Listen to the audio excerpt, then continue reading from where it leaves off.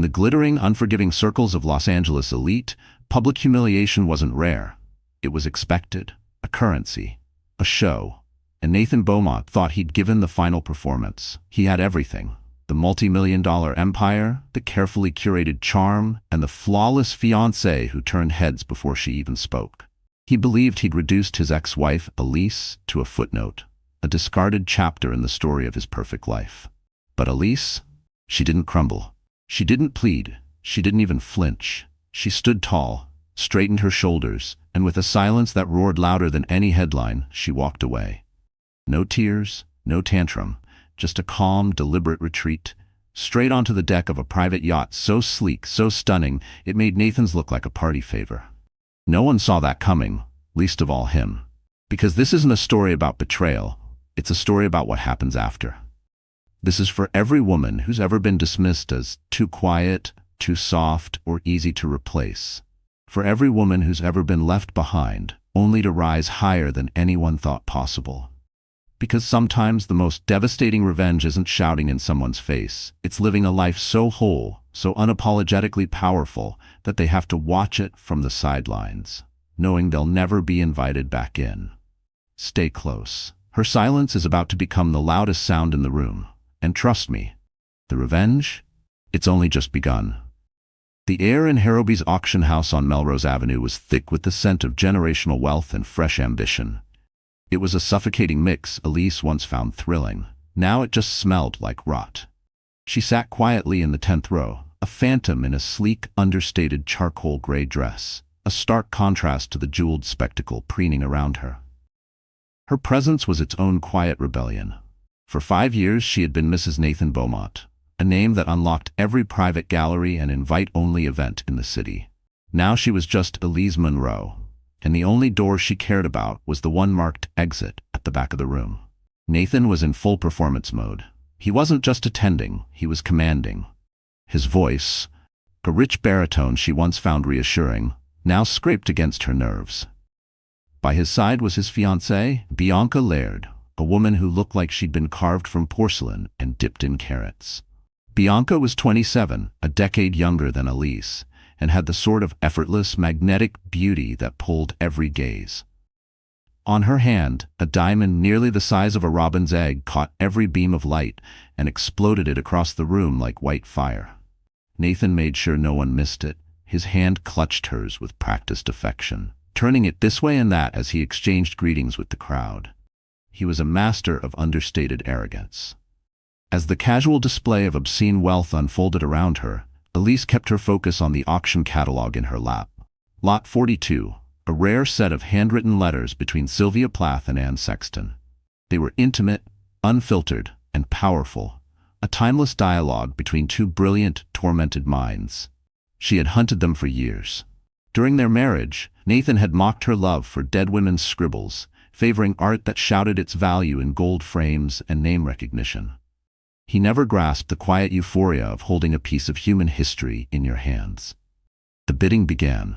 Elise's pulse thundered in her chest. This wasn't about Nathan, this was about her. This was for her. She lifted her paddle. The numbers climbed, fast and vicious. It became a duel between her and a man seated in the front row, slicked-back ponytail gleaming under the chandelier. Finally, the ponytail man exhaled and shook his head. The auctioneer turned his attention to Elise. "Sold," he began, just as a voice rang out from the back, crisp and calculated. 200,000. Every head turned. It was Nathan. He hadn't even been watching the auction. He was watching her. A cruel, triumphant smile curled at his lips. Bianca let out a high-pitched, affected giggle. Elise's blood turned to ice. He was doing this to hurt her. He knew what these letters meant. It was a power move, an attempt to publicly diminish her. She drew a breath, sat straighter, and raised her paddle. 225, she called out. Nathan laughed, a short, sharp sound. 300. The room went still. The social pleasantries died on everyone's lips. This was entertainment now. Ex-wife against the new fiancé's champion. Elise could cover this, barely. But this wasn't about the letters anymore. It was about defiance. 350, she said, her voice catching ever so slightly. Nathan's grin widened. He didn't even speak this time, just nodded at the auctioneer. David Abernathy, who had known them both for years, looked visibly uncomfortable. 400,000 to Mr. Beaumont, he announced, glancing nervously at Elise. She looked at Nathan. Predator. He was toying with her, reveling in it, wanting her to crack. But she didn't feel broken. She felt free. He could have the letters, the win, the moment. He was buying artifacts. She was buying her liberation. She gave the auctioneer a subtle shake of her head. Sold, Abernathy declared, his gavel falling like a thunderclap, the final shatter of the invisible tether between her and Nathan Beaumont. To Mr. Beaumont, he added, as polite, restrained applause followed. Nathan leaned in and kissed Bianca. Long, dramatic, all for show. Elise rose to her feet. She didn't look back. She turned and walked steadily out of the auction house, her back straight, her head high. She didn't see the confusion settle over Nathan's face as he watched her walk away. He had expected tears, a dramatic scene, a public unraveling. What he got instead was a composed, dignified exit. He may have won the battle, but as Elise disappeared into the bustling Los Angeles afternoon, he was struck by the sinking feeling that he had just lost the war. He lifted the letters, the ones he didn't even want, and for the first time felt the emptiness of his so-called victory. The ghost had walked out, but her presence lingered, a haunting silence suspended in the rarefied air. 2 days later, the sky above Marina Harbor in Newport Beach was painted a flawless shade of blue. It was the kind of morning that made the sunlight bounce off the row of luxury yachts docked along the private pier, glinting like floating diamonds. Elise Monroe stood at the edge of the promenade, a worn leather duffel bag at her feet, watching the water sparkle like a promise. She was dressed for travel, cream cashmere sweater, black slacks, and minimalist flats. She was heading to London for a literary convention, a trip she'd planned months in advance, a quiet celebration of her newly untethered life aboard a $50 million yacht. But standing there alone, amid the lull of gentle waves and distant seagulls, a flicker of uncertainty passed through her. For a moment it all felt too quiet, too calm. Her chest tightened not from anxiety, but from something older and harder to shake, the habit of shrinking herself. Elise had grown so used to internalizing the subtle digs, the casual dismissals, the emotional erosion Nathan had fed her one comment at a time. Now that she was finally free, the silence echoed too loudly. Was she strong, or just running? Her grip tightened on the leather handle of her duffel as she shook the thought off. Not today. This wasn't doubt. It was residue.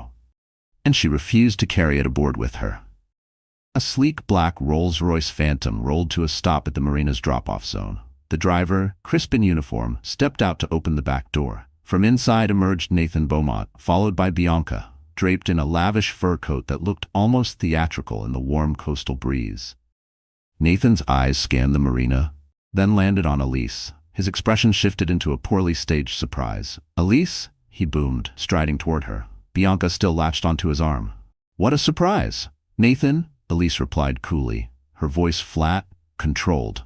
She didn't have the bandwidth for his theater today.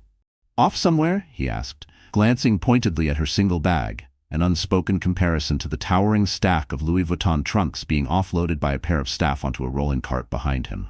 "London," she said simply. "Ah, London business, I assume?" His tone laced with patronizing amusement. "Still collecting those dusty old manuscripts?" He waved his hand in a vague, dismissive arc before she could answer. Then he tugged Bianca slightly forward.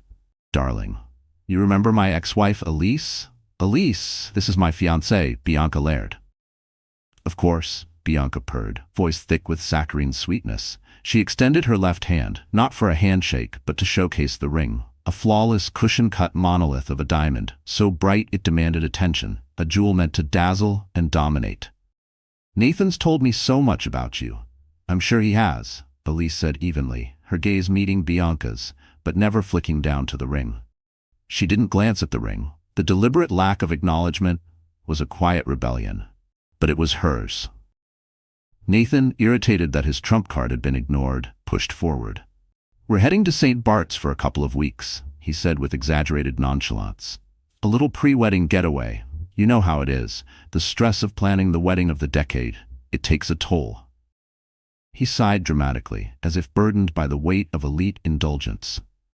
Our yacht is just finishing preparations, he added, motioning lazily toward a large but noticeably outdated superyacht moored nearby, sleek in its time, but clearly aging. You travel in commercial? That must be trying.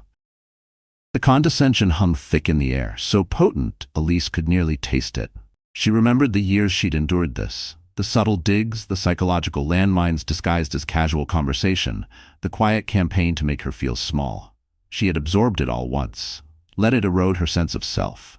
But no longer. Something like that, she murmured, a faint, enigmatic smile brushing her lips. Just then, a low, mechanical hum built into a deep, resonant thrum. Cutting across the marina's horizon came a vessel so stunning it turned heads in a ripple. Sleek, futuristic lines carved through the water as a $50 million private yacht, impossibly new and opulent, approached the main dock. Its shimmering pearl-white hull glinted under the midday sun. Polished chrome trim, sharp angles, and cascading tiers gleamed like an ocean predator. Nathan's yacht instantly looked like a dated relic. The yacht came to a perfect, silent halt at the VIP dock. From its polished teak gangway, a sharply uniformed steward descended with grace. At the edge of the marina, he called out with poise, "Miss Monroe, your vessel is ready." Elise lifted her modest suitcase. She turned to face Nathan and Bianca. Their mouths were slightly parted, eyes wide with disbelief. The victorious smirk had evaporated from Nathan's face, replaced by a blank, confused slackness. Bianca's grip on his arm had tightened. Her perfectly manicured nails dug into the fabric of his suit. "It was interesting seeing you both," Elise said, her voice composed, steady, carrying a cool finality. "Have a wonderful time in St. Bart's." She walked toward the yacht, her steps calm, unhurried. Her posture was impeccable. She didn't look back. She didn't need to. She could feel Nathan's stunned stare clinging to her back, a silent confession to the seismic shift that had just unfolded. As she ascended the yacht's glossy gangway and stepped into its hushed, opulent interior, the door sealed behind her with a soft, pneumatic whisper. Nathan Beaumont remained on the dock, his fiancée's enormous diamond suddenly seeming small and forgettable beneath the shadow of the vessel that had just taken his ex-wife away. The ghost of his past hadn't merely returned, she had transcended. And he had no idea who he was dealing with now. The interior of the yacht was a masterpiece of refined elegance. No gaudy gold, no overcompensated flash, just soft grays, buttery cream leather, and dark wood accents that hummed with restrained wealth. Everything Nathan would have called boring. Everything Elise now called peace. It was spacious, silent, and serene. As Elise settled into a plush lounge chair inside the main salon of the yacht, a deep calm settled over her, a kind of peace she hadn't realized she'd been missing for years. From the forward stateroom, a man appeared, a tumbler of amber liquid in his hand. He was tall, with a lean, athletic frame that not even his impeccably tailored linen suit could disguise. His dark hair was streaked with distinguished hints of silver at the temples, and his eyes, an unusually sharp shade of blue, crinkled warmly as he smiled. This was Julian Croft. "I caught that little show back on the dock," he said, his voice a smooth, pleasant murmur. "I almost sent the steward out with a bowl of popcorn." He handed her a glass of chilled water. "You all right?" "I'm better than all right," Billy said, taking a sip. "I think I just dropped the last 10 pounds of a very toxic marriage," Julian chuckled, a warm, genuine sound that filled the yacht's elegant interior. He lowered himself into the seat opposite her. "Nathan Beaumont," he said, shaking his head. "After you first mentioned him, I had my team do a little background check. Classic narcissist, flash without foundation." He raised his glass. "Men like that? Their entire self-worth depends on how others see them, and that makes them incredibly brittle." "You have no idea," Elise murmured, glancing out the wide panoramic window as the yacht slowly began pulling away from the marina, cutting smoothly across the sunlit Pacific. The city, her past, and all its noise receded behind them like a discarded chapter. She had met Julian Croft 6 months earlier in an independent bookstore nestled in the hills of Silver Lake. They had both reached for a first edition of Mrs. Dalloway at the same moment, and instead of retreating, they'd started talking. Really talking. About literature, art, and the small joys of a life lived quietly, out of reach of the headlines. He'd introduced himself simply as Julian, a consultant, It wasn't until weeks later, after leisurely dinners and long strolls through Topanga Canyon, that she'd learned consultant was a monumental understatement. Julian Croft was the founder and CEO of a global tech firm specializing in cybersecurity and AI. He was a billionaire, but wore his wealth like a favorite jacket, not like armor the way Nathan did. He was intensely private, rarely photographed. His name appeared more often in research papers than in gossip blogs. He was flaunting her ring, Elise said, a small, amused smile playing at her lips. It was the size of a doorknob. "And you," Julian replied, his blue eyes twinkling, "countered with a $50 million yacht. That's a rather elegant checkmate." "That wasn't the goal," she said softly, though she couldn't quite deny the small, delicious thrill she'd felt. "But I'm not gonna lie, it felt good." "Good," Julian said gently. "You spent too long shrinking yourself to make a small man feel important. That chapter's over."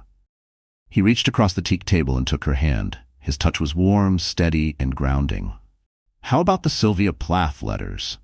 Julian asked gently. Elise's heart dimmed for a beat. "He bought them," she said. "Outbid me at Harrowby's. It was deliberate, cruel." Julian was quiet for a moment, his expression unreadable. Then he nodded, taking a thoughtful sip of his drink. "Well, maybe that's not such a bad thing," he said. "Sometimes, to make space for what's ahead, we have to release what we thought we needed."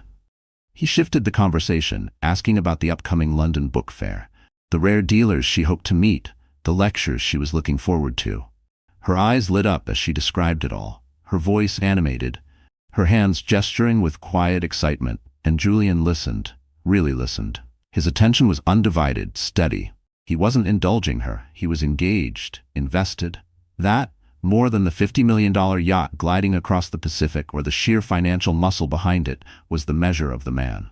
He saw her, the real Elise, the woman who cherished dusty books and quiet, sunlit afternoons. With Nathan, she'd been a trophy, an elegant accessory meant to complement his image. With Julian, she was an equal, a partner. As the yacht cruised farther from the shoreline, chasing the sun across the open water, Elise felt something inside her realign. The turmoil of her past had finally leveled into calm. No more storm clouds, just vast, open horizons. She was no longer a ghost at someone else's celebration. She was the guest of honor at her own. She leaned back into the buttery soft cushion, the hum of the yacht's engines a lullaby for her new life. And for the first time in what felt like forever, Elise felt safe. Fully, deeply safe. The man across from her wasn't just her billionaire partner. He was her safe harbor, the steady presence that had pulled her out of a life she didn't even realize she was drowning in. And together, they were moving toward a future that she finally wanted to run toward. Back at the dock, Nathan Beaumont stood rooted to the spot, long after the yacht's gleaming silhouette had become a mere glint on the sea's edge. The roar of the marina had been replaced by a silence that rang in his ears. The high from the auction, the smug thrill of showing off, had all but vanished. In its place was a metallic bitterness he couldn't swallow down. "Nathan, darling, are we leaving?" Bianca's voice, usually a sweet coo, cut sharp with impatience now. The pre-wedding glow had cracked into a scowl. Her flawless saints. Bart's getaway was on hold. "What was that?" Nathan muttered, not to her but to himself. "Whose yacht was that?" "How should I know?" Bianca snapped, clutching her absurd fur coat tighter. "Does it even matter? Probably some vulgar new money creep who's paying her bills." But Nathan knew better. He'd seen the custom insignia discreetly etched into the polished chrome on the stern, a stylized E wrapped around a J. Not a rental, not new money. This was intentional. This was legacy. That wasn't just a private logo. That was ownership. And the yacht, he knew what those cost. The base model ran close to $80 million. Add custom interiors, integrated smart systems, handcrafted materials. You were pushing $100 million. That wasn't new money. That was rarefied, generational power. Wealth in another stratosphere entirely. The kind that made even his own high net worth feel small, mundane. The voyage to St. Bart's was painfully tense. Nathan said almost nothing, his eyes glued to the open sea beyond their suite's panoramic window, his mind replaying that moment at the marina again and again. Elise's poise, her serene smile, the effortless way she had slipped aboard that vessel like she belonged there. She was different. The docile, compromising woman he had once controlled, gone. In her place was someone calm, commanding, boarding a $100 million super yacht like she was flagging down a cab. As soon as they docked and checked into their luxury villa at Eden Rock, Nathan was already pacing. He called his private investigator, a grizzled ex-NYPD detective named Sal Moretti. "Sal, I need a name," Nathan said, his voice tight, shoes clicking on the marble floor. "There's a yacht. I didn't catch the full ID, but it had a logo on the stern, a C and a J intertwined. Top-tier vessel."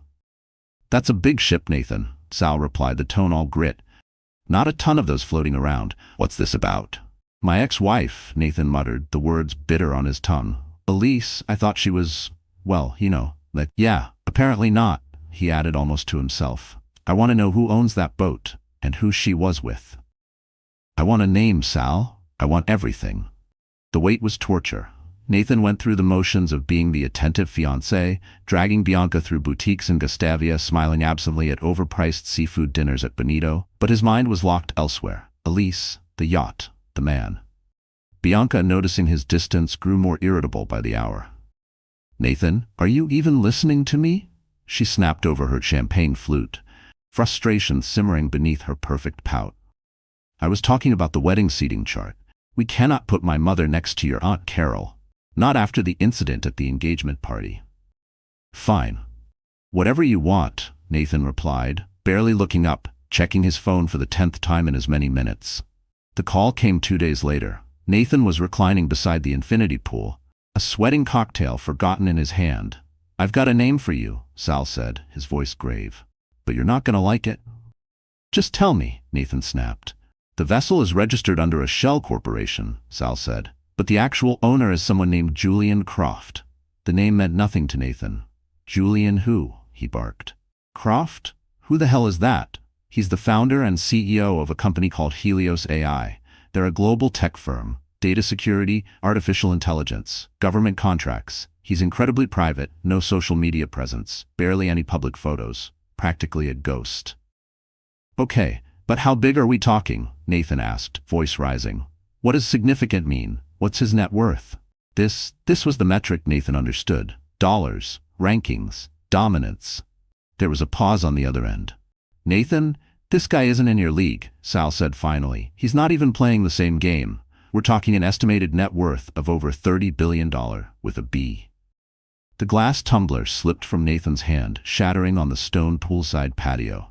30 billion. It was a number so large, so absurd, it didn't feel real. It turned Nathan's carefully cultivated $250 million empire into petty cash.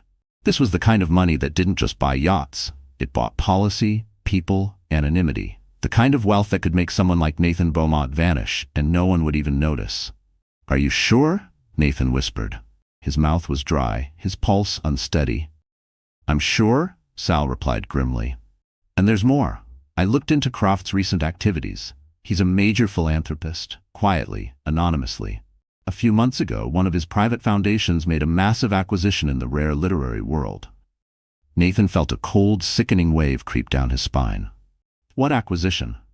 "He bought the complete archives of Hogarth Press, the publishing house founded by Virginia and Leonard Woolf. Private deal, quiet, full collection.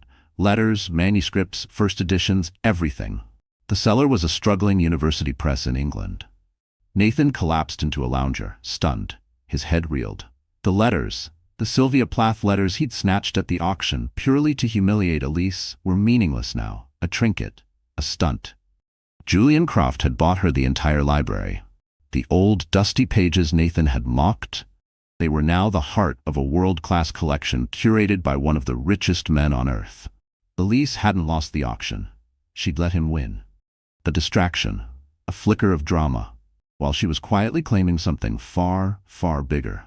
He glanced over at Bianca, still lounging by the infinity pool, angling her phone for the perfect selfie, her lips pursed like she was preparing for battle with the front-facing camera. He looked at the diamond on her hand, the ring he'd once viewed as his crowning symbol. Now it looked gaudy, cheap, a desperate grasp for significance. His kingdom, built on borrowed charm and fragile pride, was crumbling, and in its collapse a terrifying new truth emerged. Elise Monroe, the woman he thought he'd discarded, was now beside a man who could buy and sell Nathan 100 times over without blinking. The unraveling of Nathan Beaumont had begun.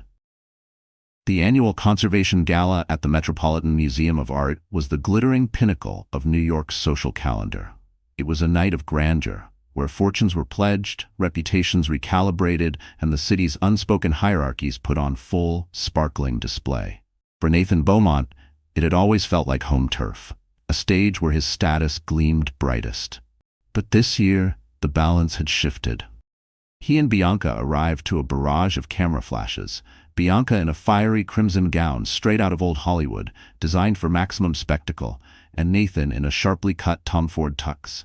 He smiled on cue, posed with his hand securely at the small of Bianca's back, but his eyes scanned the marble expanse, hunting a ghost. He didn't have to search long. He saw her. Across the great hall, near the majestic entrance of the Temple of Dendur, stood Elise Monroe. And she was stunning. She wore a sleek, column gown of deep sapphire silk, the fabric catching the light in waves of muted brilliance. Her hair was swept into a glossy chignon, and her only jewelry, a pair of diamond and sapphire drop earrings, seemed to sparkle like secrets. She was mid-laugh, surrounded by a small circle of guests. The sound of her amusement floated through the air, unforced, joyful, unburdened. Standing beside her, his hand resting gently on her arm, was Julian Croft. In person, Croft was even more commanding than Nathan had imagined. There was a stillness to him that drew attention without ever seeking it, a quiet authority that made Nathan's showmanship feel juvenile. He wasn't surveying the room, didn't seem concerned with social optics. His entire focus was on Elise, and that's when the whispers began. "Is that Elise Monroe?" "Who is she with?" "That's Julian Croft." "No way, the Helios AI guy? He never shows up to these." "Well, he's here now, and he hasn't looked away from her once." Nathan stood frozen as person after person, people who had once unquestioningly sided with him, people who had struck Elise's name from their guest lists the moment the ink on the divorce papers dried, flocked toward her.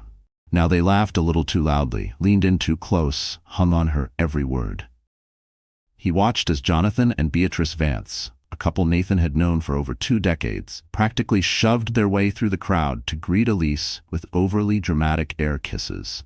Beatrice, who once whispered to Bianca that Elise was lovely but a little dull, now clutched her hand and beamed with admiration. And then came the final insult. As Nathan and Bianca neared the main receiving line to greet the museum's director, Daniel Weiss, they were just a step behind the Vances, who were now engaged in enthusiastic conversation with Elise and Julian. As the line moved, Daniel Weiss greeted the Vances with his usual charm, then looked past them. His eyes lit up. "Julian, I can't believe you made it," Weiss exclaimed, completely bypassing Nathan to grasp Julian's hand with a firm, familiar shake.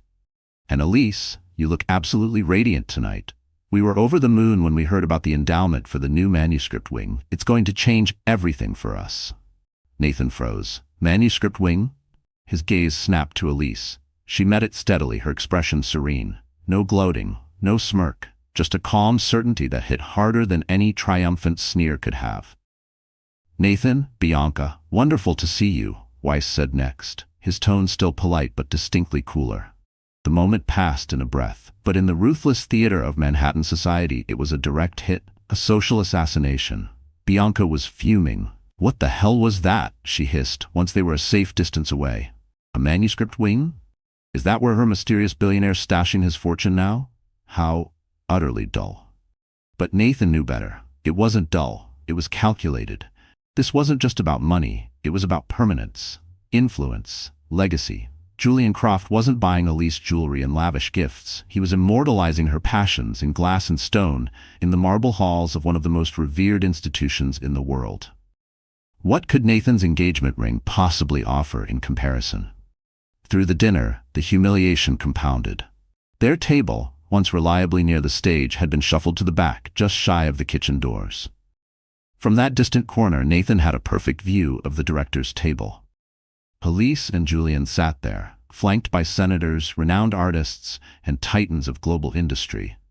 He watched as Julian leaned over and murmured something into Elise's ear, making her laugh, a soft, open laugh that sent a shard of pain straight through Nathan's chest. The gesture was intimate, effortless, and brutal.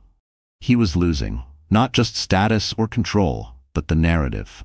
the very foundation of who he believed himself to be, his fortune, his image, his perfect fiancée. All of it crumbling like ash in the presence of a woman he thought he had erased. He hadn't destroyed her. She had transformed, risen, now radiant and centered in a reality he couldn't access, powered by a presence he couldn't replicate. And as the whispers echoed through the hallowed halls of the Met, Nathan Beaumont understood what he was witnessing. This was a coronation, and he was just another face in the crowd. The days following the gala at the Met were a slow-motion collapse for Nathan Beaumont. His empire, once polished, impenetrable, was crumbling, one silent humiliation at a time. The story of his public snub had become a cautionary tale, traded in whispers over martinis at Bemelman's and dissected mercilessly at lunch tables in La Goulue. Business allies, once eager for his time, suddenly became elusive. Their assistants politely informed him they were tied up indefinitely. He had become a phantom in his own life, hovering at the margins of a world that no longer wanted him. His relationship with Bianca deteriorated under the weight of that shifting reality. Her affection had always been conditional, currency traded for access, for exposure. And now, with his influence plummeting, her contempt surfaced like oil on water. The wedding devolved into a cruel farce. "Are we still going forward with the ice sculpture?" she asked one night, flipping through a glossy bridal magazine. "You know, the custom one with the two swans kissing? I just worry. Can we still afford to look extravagant? Desperation is so unattractive." They sat in their sprawling Fifth Avenue apartment, a space that had once echoed with opulence. Now it felt like a golden tomb. The final blow landed 2 weeks later.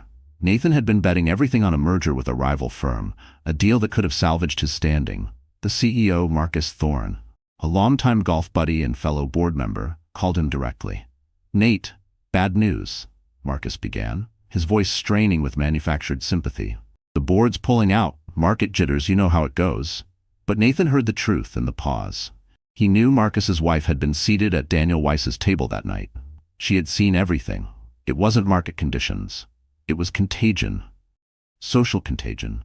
He had become toxic, and in that festering stew of bruised ego, envy, and a warped sense of possession, a fire ignited inside him. Elise. It was her fault. She had dismantled everything. He became consumed, possessed. He had Sal, the investigator, send him daily updates. Elise's movements, Julian's whereabouts, their plans, their donations, their travels. He learned that Croft had not only purchased the entire Hogarth Press archives for her, but had also endowed a permanent fellowship in her name at Columbia University for the study of modernist literature. Each revelation tightened the knot in his gut. And one Tuesday, driven by this venomous cocktail of grief and fury, Nathan did something reckless. He found out where she was living. It wasn't difficult. The city was still buzzing about the triplex penthouse Julian Croft had just acquired at 220 Central Park South, the so-called Billionaire's bunker. Nathan took a cab downtown. On the ride there, he rehearsed what he would say, how he would unload every grievance, every accusation, every shard of blame. When he arrived, Nathan strode into the limestone-clad lobby, a temple of quiet, impenetrable wealth. The kind of place that whispered power rather than shouted it. The doorman, a man Nathan would have once tipped a crisp 100 without blinking, looked at him with professional disinterest. "I'm here to see Elise Monroe," Nathan announced, his voice just a bit too forceful. "Is she expecting you, sir?" the doorman asked, unmoving. "We're old friends," Nathan lied, the words burning like acid in his mouth. He adjusted his cuff to flash his Patek Philippe watch like a badge, a relic of former clout. The doorman didn't flinch. Nathan's name didn't open doors anymore. Eventually, he had to burn a favor, call in a contact on the building's board just to get access. The humiliation of it only stoked the fire already churning in his chest. He rode the private elevator, its brushed bronze walls catching distorted reflections of his anger. His heart thudded in his chest. Wild and uneven. The ascent was smooth, too smooth, like a procession to his own reckoning. When the elevator doors opened directly into the penthouse foyer, the air left his lungs. It wasn't just spacious, it was exquisite, a quiet, masterful declaration of taste and refinement. The kind of wealth Nathan had spent a lifetime pretending he understood. The marble underfoot was white, veined with gentle gray. The floor-to-ceiling windows turned Central Park into a living canvas. The art, minimal and masterful. A contemplative Rothko, a subtle Twombly, whispered pedigree. No gold, no excess. It wasn't designed to impress. It was designed to be lived in by someone with nothing to prove. And Nathan hated how it made him feel. Small, out of place, as if everything he'd ever flaunted was little more than noise. It wasn't just Elise who had changed. The world she occupied now seemed immune to the bravado he'd once wielded like a sword. And there, bathed in the afternoon light like a living portrait, stood Elise. She was placing a simple bouquet of white tulips into a vase. She didn't look surprised to see him. Just tired, not startled, not scared, just worn down, as if dealing with him was a chore she had long since resigned herself to. "Nathan," she said, her voice a flat, colorless note. "You shouldn't be here." "I needed to talk to you," he bit out. He stormed into the room. "What is this, Elise? What the hell are you doing?" "I'm arranging flowers," she replied calmly, too calmly. Her stillness was infuriating. "Don't play games with me," he snapped, voice rising. "This?" He swept his arm toward the panoramic view. "The gala, the jet, the penthouse. Who the hell are you? You're my wife. You were a librarian's daughter from Ohio. I found you. I made you. You were perfectly content with a book and a cup of tea. I still am," Elise said quietly, placing the last tulip in the vase. "You just never looked closely enough to see the rest of me." "You saw a reflection of yourself," Elise said, her voice low but steady. "And when I didn't match the image you projected, you got angry." "And him?" Nathan spit the words like venom. "Julian Croft. You leave me and immediately end up with one of the wealthiest men alive. Was that your plan all along? Play the shy little librarian until someone richer came along?" Elise finally set down the garden scissors she'd been using. She turned to face him fully, her gaze sharp, her composure unnervingly calm. Her eyes, once merely pretty to him, now burned with a fire that made his skin prickle. "No, Nathan, that's your narrative. That's how you operate. You measure people by their portfolios. But I fell in love with a man who listens, who respects me, who sees me as an equal." "His wealth?" She shrugged. "Incidental. It's his character I love." Nathan barked a bitter, incredulous laugh. "Character? You think a man like him gets to where he is by being decent? He's a shark, Elise, just like me." "No," she said quietly, quieter than before, and that near whisper hit harder than a scream. "He's nothing like you." She took a step forward. For the first time, Nathan felt something foreign curl in his gut. Fear. "And while we're talking about character," Elise continued, "maybe it's time we talk about yours." She walked to a sleek, modern desk and picked up a slim leather-bound folder. "Julian's team, his people, as you like to say, are very thorough. When he fell for me, he got concerned. Not threatened, just careful. So they looked into our past, our finances, our marriage." She opened the folder. "Do you remember the Beaumont Strategic Opportunities Fund? That private investment vehicle you started during our last year together? The one you said was too complicated for me to grasp?" Nathan stiffened. "Elise." "It became my business," she said, her tone dropping to ice, "when you forged my signature on the incorporation documents, making me a legal partner, without my knowledge. It became my business when you used that fund to hide assets during our divorce. And it became very much my business when you used it for insider trading, based on information you manipulated out of my father's closest friend at the SEC." She slid a sheet of paper across the glass desk. It was a wire transfer from the Beaumont Strategic Opportunities Fund to an offshore account, dated 2 days before a high-profile acquisition was publicly announced. A transaction Nathan had buried beneath a fortress of shell companies and plausible deniability, or so he thought. "This is a copy," Elise said, her tone even and unwavering. "The originals, along with a sworn affidavit from your former accountant, the one you fired without severance last year, are with the SEC." Turns out he was more than willing to talk. She stepped closer, calm and composed. "They're very interested in your complicated fund." Nathan's mouth parted slightly. "The merger you were so excited about? It didn't collapse because of market volatility. Marcus Thorne got a friendly, anonymous heads-up. He was about to merge with someone under federal investigation." Nathan stared at the paper. Everything, his ego, his posturing, his rage, evaporated in an instant. All that remained was cold, paralyzing dread.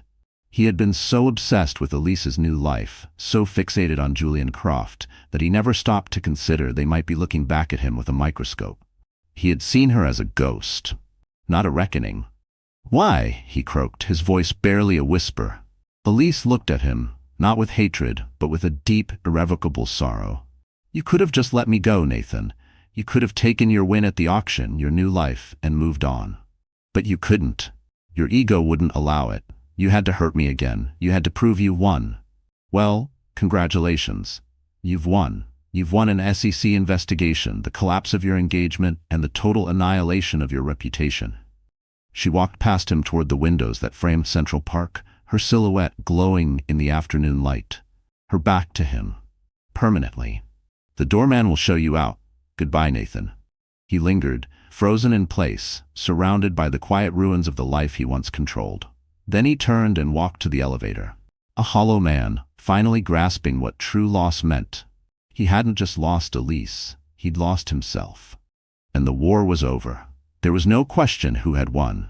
The Mediterranean sun wrapped Elise Monroe in a soft golden warmth. She reclined on a plush lounger aboard the Ataraxia, Julian's stunning 200-foot sailing yacht, slicing effortlessly through the turquoise waters of the Aegean Sea. The name Ataraxia was Greek, a philosophical term describing serene calmness, freedom from disturbance. It was the perfect name, the perfect life. 6 months had passed since that final confrontation in the penthouse. 6 months since Nathan Beaumont had walked out of her life and into the wreckage of his own. The fallout had been swift, brutal, and Elise had watched it unfold from afar, in silence. The SEC investigation had exploded onto the front page of the Wall Street Journal, a series of scathing exposés unraveling the entire Beaumont Opportunities scandal. They painted Nathan as he truly was, a man devoured by greed and self-importance. Bianca, in a move that surprised no one, had jumped ship. Her publicist released a carefully curated statement dripping with fake sincerity, citing irreconcilable ethical differences, and announcing Bianca's newfound devotion to transparency and female empowerment. Elise had read it with a bemused smile, then gone back to her book. The last Elise had heard, Bianca had been photographed clinging to the arm of a minor European prince, his title centuries old, his bank account woefully modern. She had simply traded one form of currency for another. Nathan, stripped of his company, his fiancée, and his standing, had been forced to sell off everything. His car, his plane, his Fifth Avenue apartment, all liquidated to pay for the legal disaster he'd brought on himself. He had vanished from the public eye, a disgraced headline now fading into a footnote in the society pages of New York's elite. Elise felt no satisfaction. Only a quiet, solemn understanding that it had all been inevitable. He had built his empire on a crumbling ledge, and gravity had finally done its job. Julian stepped out from the main cabin of the yacht, a small silver tray in hand, 2 crystal glasses of chilled white wine and a plate of fresh figs and aged cheese. He settled onto the lounger beside her, a steady presence of warmth, the calm axis of her new world. "A message came through for you on the satellite comms," he said, handing her one of the glasses.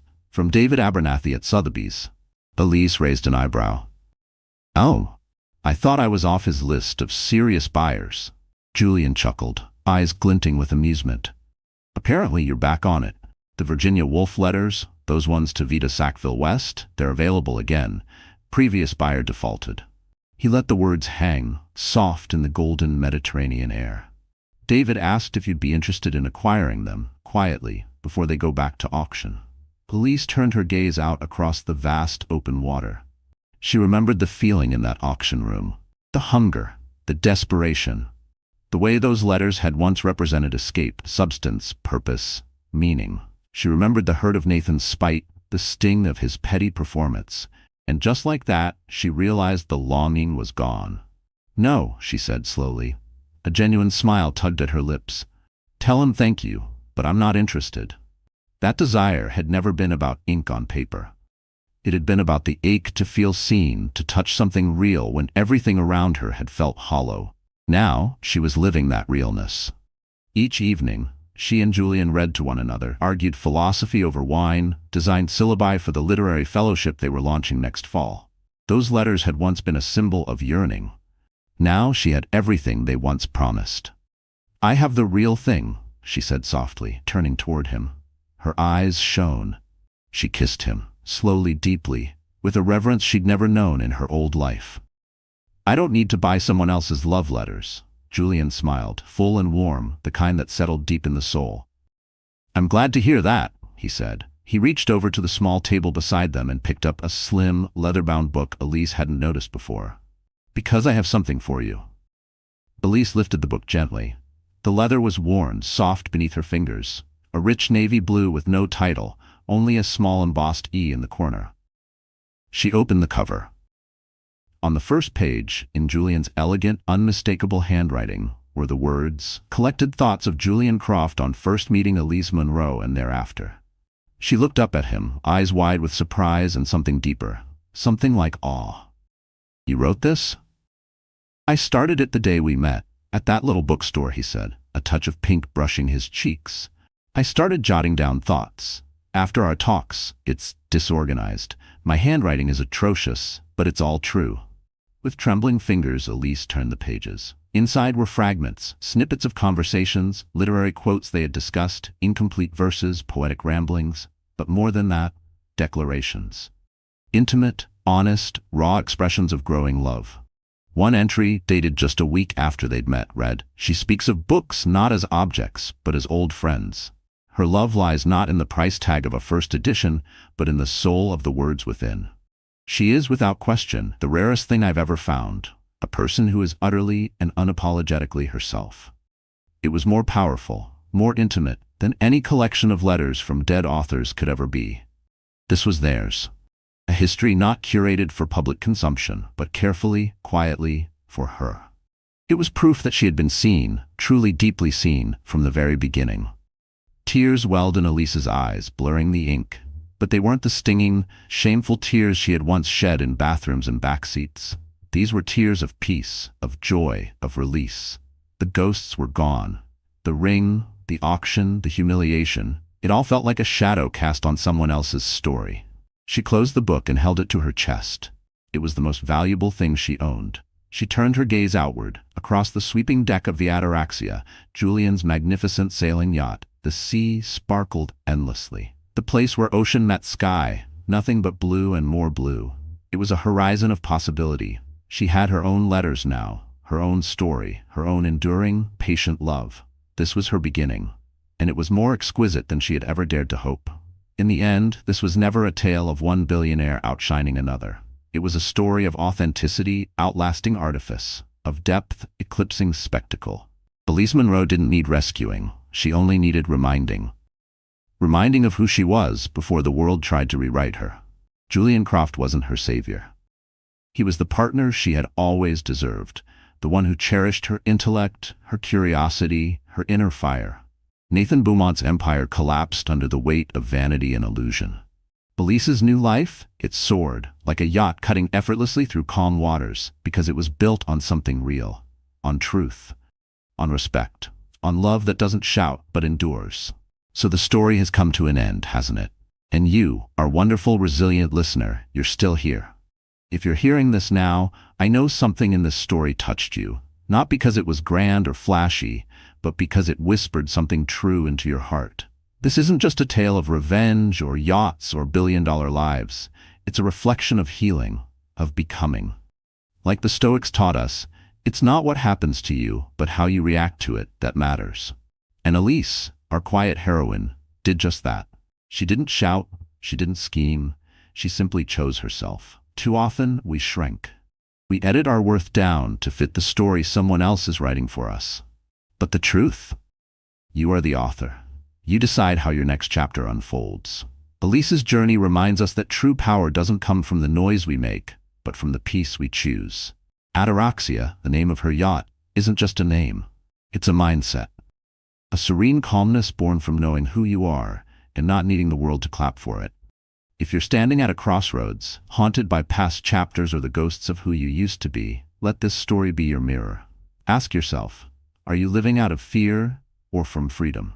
You don't need revenge to rise. You just need truth, integrity, stillness. So now take a deep breath. You're not behind. You're not broken. You're simply becoming.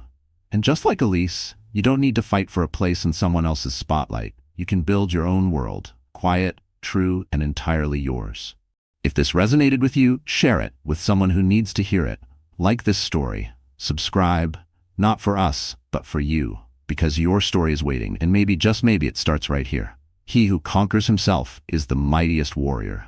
Epictetus. So let's be warriors of grace. I'll be here when you're ready for the next chapter.